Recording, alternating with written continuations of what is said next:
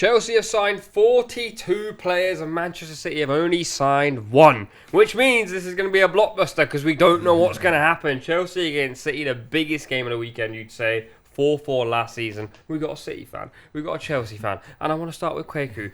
What do you make of this Chelsea side? Do we know who's going to start? I want to start about this new desk. Look at this. It's outrageous. It's outrageously beautiful. Yeah, man. Really up in the settings. This is, like you said, the best game of last season. 4-4. Cole Palmer, of course, scoring for Chelsea at the death late penalty. But this is the Chelsea side. They're in a very different place to where they were last year. There's been so much made of Chelsea's transfer policy. A lot of turnover, a lot of players brought in, obviously different manager. We don't know how Maresca will cope at this level. And so for Chelsea, it's unknown. You can't really read too much into pre-season as well. A lot of Chelsea's players were not available. They're at major tournaments. And Maresca couldn't really get his philosophy embedded within the squad because there was players missing through various reasons. And so going into this game against City, you probably asked for a different first game of the season. City are clearly the best team in the country, if not the world. But we're going into this game with confidence because Chelsea played City close 3 times last season. 4-4 draw at Stamford Bridge, 1-1 draw at the Etihad, and in the FA Cup in the semi-final, Chelsea played City very, very close. Unfortunately, lost in that game. So I'm going to this game with trepidation, but Chelsea normally rise to the occasion when they play against the bigger sides. It's normally against the sides in mid-table or near the bottom of the table that Chelsea trip up on or falter. So Chelsea against City, going to be a big game. I just expect City to just have a little bit too much. Previewing games before the season started when a team's had loads of changes is really difficult, but Man City are basically the exact same as they were last year, but with this invisible cloud of people saying they can't do it again. We said this last year, if you remember. I think me and you were sat here going, it's gonna be Arsenal. No, I'm not gonna do it this year. But this year you come in, Savio the only signing, looked really good actually in the Community Shield. Yeah, he looked good. A lot of people saying they might switch it up, like go Doku and Savio both sides, pacey wingers, throwback Pep. Yeah, look, it's really difficult to speak about anything when you haven't really seen the full team. Of course, City had, I think, the most players at the Euros, so the most players out during pre-season. City did play Chelsea during pre-season. Was a bit of a disaster for you guys. I mean, Robert Sanchez just decided to give us the ball about 3 times, so it wasn't much of a game. But yeah, you just can't back against City, I think, especially the relentless hunger from Pep Guardiola and his team. 6 titles in 7, 4 in a row. I mean, we mentioned last week, I think one of the question marks around City this year is just, can they do it again? I think the fatigue is going to play a huge part. I mean, we mentioned Rodri as well, who's played the most games, I think, in Europe over the last 3 or 4 seasons. Of course, got to the final of the Euros as well. City, again, haven't bought anyone to back up that position. The Calvin Phillips experiment didn't work. So an injury to him would be really, really detrimental to the side. Same with Erling Haaland, of course, losing Julian Alvarez to Atletico Madrid as well. So there are a lot of question marks, I think, over City this year. I think, as a City fan, I'm going to this year slightly less confident than before. You said this last year, man. We do this every year. Yeah, but of course, I said this last year, and that was probably the worst City that we've seen over the last 3 or 4 years. And they haven't added particular strength to the side. True. So it's going to be really difficult. I think Chelsea away is not a place you want to go, despite the mess that is there, despite the fact they've got a new manager. So I really have no idea how this one's going to go. I think for City, it's not the case because Pep might sign a contract extension, but he's got a year left in his contract. You look at players like Kevin De Bruyne, who spoke in the summer about maybe wanting to make a move at some point in his career to Saudi Arabia. Ederson was linked with moves to Saudi Arabia. A core of the City squad might not be there next season, and we saw how the narrative kind of toppled Liverpool when Klopp announced he was leaving, and they tried to push that last dance narrative. It didn't really work. But it's a City team that are well drilled. When it gets to the back end of the season, there's never been a team better than City in Premier League history. And so that might be the narrative that pushes them on to win 5 in a row. We thought 4 in a row was impossible. So City are trying to break their own records at this point.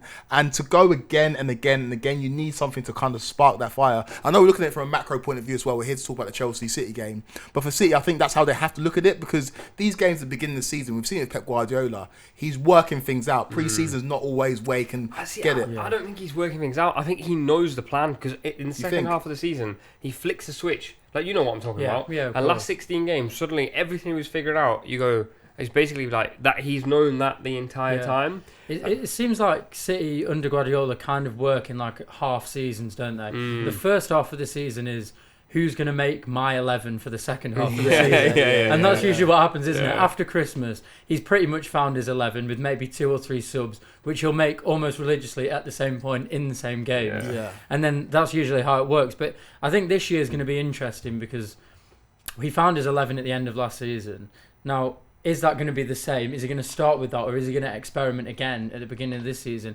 I'd wager him to experiment. I think the way that Jeremy Doku was last year, I think he's probably going to be starting ahead of Grealish for the majority of games. And then on that right-hand side, as you mentioned, it's Oscar Bob and Savio. They're both very relatively similar sort of style of players in fast, tricky wingers rather than ball retention wingers, which Pep has used in the past. So I think there might be a change in style. Where does Foden play this season? Foden plays in the middle. I think Foden.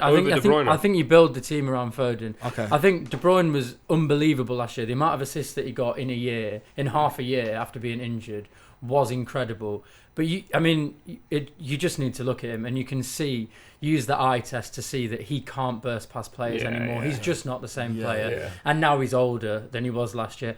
I don't think you can rely on putting a De Bruyne as one of the main figureheads of the team now. I'm just asking it from a Chelsea point of view because I feel like that's where Chelsea are going to struggle the most, maybe in this game against City. What pockets does Phil Foden pick up if Phil Foden does start the game? Again, we don't know who's going to start because it is pre-season. You'd imagine he does start, like as you just said, especially towards the end of last season. Whenever City was struggling, it was Foden. He was shifting around, or he was shifting other players around for Foden. Let's quickly chat about Chelsea, because I got an amazing start that I need to read out. Chelsea have now signed 35 players in the Todd Boehly era. If you go back 35 signings for Liverpool, it's Joe Gomez in 2015. That's where we need to readjust what the narrative around Chelsea. We talk about the Boehly era, and of course the first season was the Boehly era. He was making those signings. He was the director of football. It's more Egbali pulling the strings, and we've got Win Stanley in terms of directors of football who are making these signings for Chelsea. But that is absolutely insane, and you can't run a sustainable football club under that model. We saw earlier today they've given Cole Palmer a contract extension, taking his contract up to 2033. We don't know what we're going to be doing in 2033, let alone a footballer who's almost hitting the peak of his powers. We don't expect him to stay there for the majority of that contract. It's a Chelsea side that are in flux right now, and nobody quite knows what they're going to look like. If you ask 100 different Chelsea fans, what's your starting 11 for Sunday, you get 100 different answers. And that tells you where you're at. With City, there's maybe 2, 3, 4 variations. With Chelsea, you don't know what the midfield looks like. We know what happened with Enzo Fernandez over the summer. He's going to be the man leading Chelsea out as captain on Sunday. It just tells you where Chelsea are as a football club. Although we've said all of that stuff about Chelsea, I do think that Chelsea are a football team that on their day can pose problems to anybody in the league. We saw it last season. The first game of the season for Chelsea was against Liverpool. Everyone expected Chelsea to get trounced, managed to get a draw in that game. And I think against Man City, Chelsea have just got this weird thing with City over the last couple of years where we can get results. It's about starting well. It's about not conceding the first goal. But Enzo Maresca is a man that was schooled under Pep Guardiola. He's a man that wants to keep the ball, he wants to retain possession, he wants to recycle it, and he wants to get it out to his wide wingers. And I think that's where Chelsea can hurt City. I think Walker's great. I think Guardiola's great. But I think that's where Chelsea are going to get most of the joy out wide, because in the middle, City is so strong. It does make that interesting, because you have Enzo Maresca at Chelsea, and Chelsea notoriously in this fixture would actually sit in and hit City on the counter as they would in most big fixtures. But in this one, unless Enzo Maresca decides to get rid of his principles, which he won't, because he spent the entire championship season playing that exact way, he's going to want the ball, and Pep's going to want the ball. And this might be a game where you just jostle for possession early in the season. No one wants to you don't want to get battered 4-0. You don't want to lose 1-0. So it makes for quite an interesting tactical battle. I think it's probably come a little bit too soon for Enzo Maresca, which is why I think that City will probably win the game. I think his style of play is so different from what Pochettino's style of play was, and he is way more into the ball retention, just like Guardiola. And I think that style of football takes a little bit of time to implement, and you're playing against a team who is the best at that. I think in terms of Chelsea overall, I think we have been overwhelmed a little bit by the narrative of Todd Boehly buying all these players, because you look at that summer and you think, okay, any other team in the Premier League buys Pedro Neto and Kiernan Dewsbury Hall, and you say, that's a really good summer. They're 2 really good signings. Then you look at the squad list of players that Chelsea have. That is an exceptional list of players. Yes, there's been a lot of mud and a lot of mess around that group of players and how large it is. But if Maresca can find a squad that he is comfortable with, that can work in his system, the quality of the players is there for Chelsea to succeed. I just think this week is probably a little bit too soon. I'd have to agree. I think going into this, City come into this knowing that there's still eyes on them. Can they make it 5 out of 5? I do wonder if City might not get as much pressure this season. Like we spoke last week about Arsenal potentially being the favourites. A lot of people I speak to go, Arsenal have to win the league this season. So I do wonder if City actually go, we're not the favourites. We can sort of like relax a little bit. With greatness comes pressure. City players are great. They're Premier League legends. And we kind of forget that because we're living in the now. There will not be a sense of we've achieved everything. There's no pressure on us. Kevin De Bruyne is going to run. I wonder if this is the time. Like we felt last season. I disagree. Really? I disagree. I think the driving force last year was to do something that no one has ever done before. Yeah. I think the players this year, if they're feeling a little niggle, they might take an extra couple of days out because there's not really any motivation. They've done all they can do. They've won the treble. They've made history by winning 4 in a row. And I'm not sure that there's going to be that impetus to go again when the going gets really tough. Like, of course, they're big winners. We know that. Yeah. They're schooled under Pep Guardiola, who's a massive, relentless winner. But I think one thing that could potentially harm City's chances is that they have made history. Pep Guardiola on his way out of Man City, which I think this will be his last season, actually, will not allow anybody else to take the Premier League title. So I think it's going to be very tight. Arsenal are strengthening from a position of strength. But Man City will, not this game against Chelsea, because anything can happen. This is the first game of the season. But on a macro level, Man City will look at this season and be like, we're not letting anyone else take what we believe is ours. Fair. And I think that they're going to win there. Fair. Predictions for this game? Haven't said all this. I'm a Chelsea fan. And it's heart over head when I'm making these predictions. And I think that Chelsea can go to Stamford Bridge on Sunday and get a result. You're mad. I'm not saying Chelsea are going to win the mad. game, but I'm saying it's going to be a very good game, 2-2 draw.